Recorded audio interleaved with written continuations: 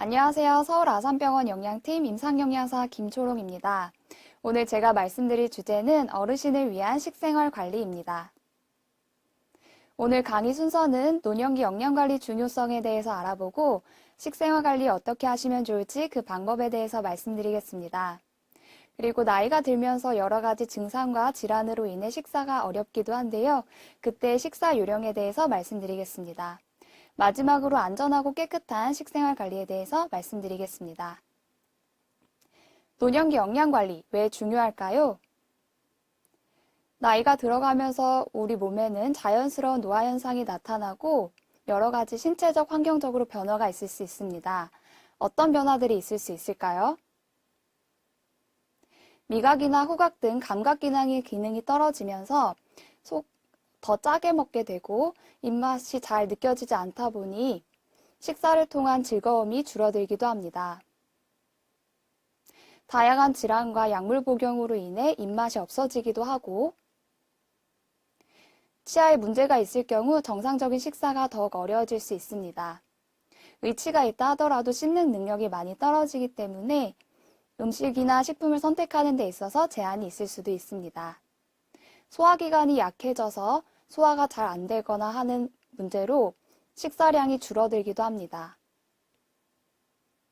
근육과 뼈가 약해지고 골다공증이 많이 발생하기도 합니다. 기운이 없어서 누워만 있거나 신체 활동이 많이 부족해질 수 있고 식사 준비하기가 많이 힘들기도 합니다.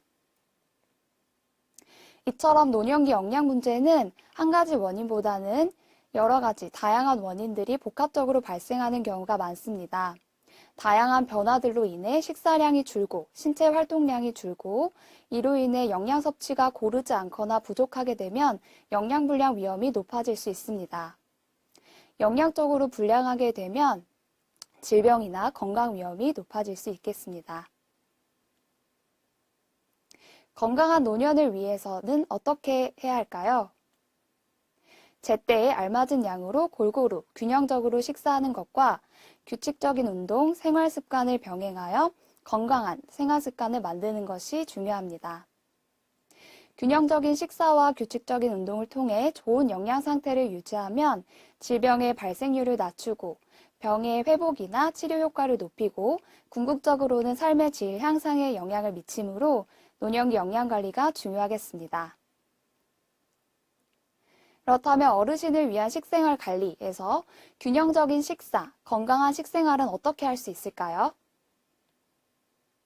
첫 번째로 하루 3끼니 거르지 않고 규칙적인 식사를 합니다. 끼니를 거르는 횟수가 많아지면 하루 동안 식사량이 많이 부족해질 수 있고 간식으로 식사를 때우거나 아니면 한 끼 몰아서 과식하는 경우가 많아질 수 있습니다. 두 번째로는 균형적으로 먹습니다. 이 그림은 한국영양학회에서 제시한 식품 구성 자전거인데요. 곡류, 어육류, 채소, 과일, 우유, 유제품으로 뒷바퀴가 구성이 되어 있습니다. 이 5가지는 기초식품군입니다. 곡류군은 우리 식사에서 주로 주식이 되는 밥뿐만 아니라 빵, 감자, 고구마, 국수, 떡처럼 이러한 다양한 것들이 포함이 되고 우리 몸에서 에너지, 힘을 내주는 역할을 합니다. 탄수화물 영양소가 풍부히 들어 있습니다. 고기, 생선, 달걀, 콩류에는 단백질 영양소가 많이 들어있고 우리 몸을 구성하고 근육을 만들고 면역력을 유지하는 데 꼭 필요합니다. 우리나라 노인들을 대상으로 한 연구들에서 이 단백질이 특히 부족하다고 되어 있는 경우가 많아 질 좋은 단백질을 매 끼니 드시는 것을 권장드립니다. 채소에는 비타민, 무기질, 식이섬유소가 풍부하고 우리 몸에서 여러 기능을 조절해주는 역할을 합니다. 매 끼니 2가지 이상 나물, 생채, 쌈 등 절이지 않은 채소를 포함시켜서 드시는 것이 좋습니다. 과일 역시 비타민, 무기질이 풍부하고 매일 1~2개 정도 먹는 것이 적당합니다. 우유, 유제품류에는 칼슘이 풍부하며 골다공증 예방 관리에 효과적입니다. 매일 1~2잔 드시는 것을 권장드립니다. 그럼 어떻게 균형적으로 먹을 수 있는지 식사를 한번 차려보겠습니다. 첫 번째로 주식으로 밥이 왔고 밥 대신에 빵이나 감자, 고구마, 면 종류가 와도 괜찮습니다. 새우볶음이나 불고기가 반찬으로 단백질이 풍부한 어육류찬으로 왔습니다. 채소 반찬은 어디 있는지 한번 찾아볼까요? 국에 넣어서 드시는 것도 채소고, 나물로 드셔도 채소고, 쌈채소나 샐러드로 이용하셔도 좋습니다. 색깔마다도 영양소가 다양하다고 하니 예쁘게 놓고 드시면 가장 좋겠습니다. 근데 꼭 이렇게 반찬이 많아야지만 골고루 균형적으로 먹는 걸까요? 꼭 그렇지만은 않습니다. 간단하지만 균형적으로 먹는 방법에 대해서 알려드리겠습니다. 보통 밥에 김치랑만 드시거나 장 놓고 드시거나 국 놓고 많이 드시죠. 국 하나를 끓이시더라도 시금치, 두부, 된장국처럼 두부를 조금 더 많이 넣어주세요. 밥에 물만 말아서 드셨을 때보다 영양소나 단백질이 많이 높아질 수 있습니다. 간단한 계란 요리를 할 때에는 계란 후라이보다는 계란 채소 볶음처럼 집에 있는 채소를 같이 볶아주세요. 여기에 치즈 한 장을 더 추가하면 열량과 영양소가 많이 높아질 수 있습니다.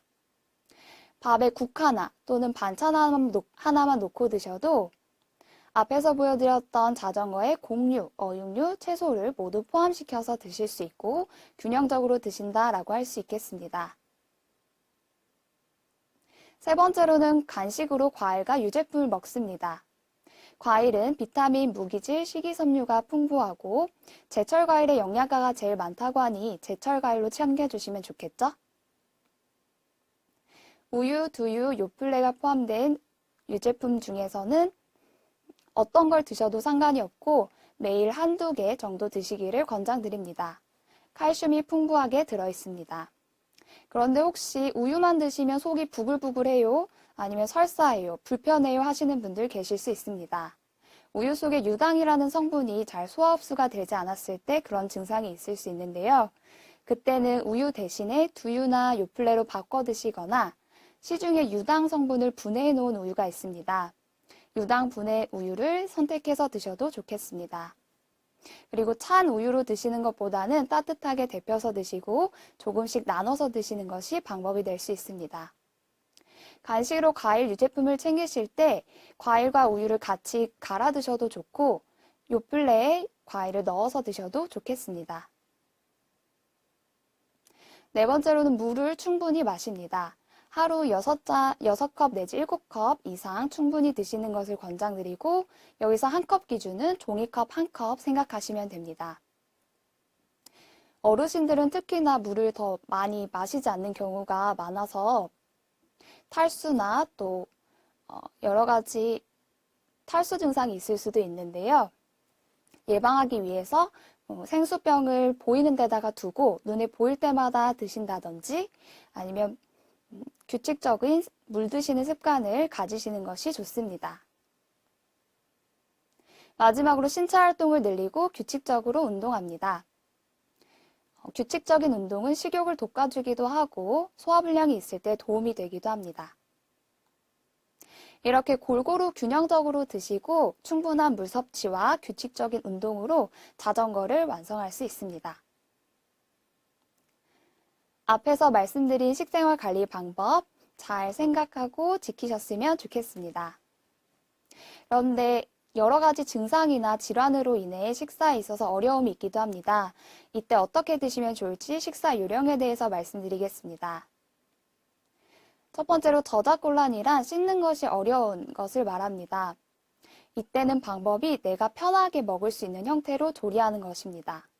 그림처럼 갈아서 드시거나 다져서 드시거나 아니면 푹 무르게 익히는 부드럽게 조리하는 형태를 이용해 보실 수 있습니다.